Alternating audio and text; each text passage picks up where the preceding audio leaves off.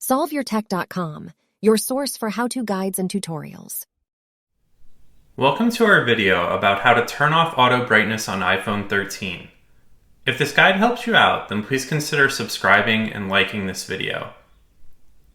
If you want to turn off the auto brightness setting on your iPhone 13, then you need to open the Settings app, scroll down and select the Accessibility option, choose Display and Text Size in this top Vision section, then scroll to the bottom of this menu and tap the button to the right of auto brightness to turn it on or to turn it off.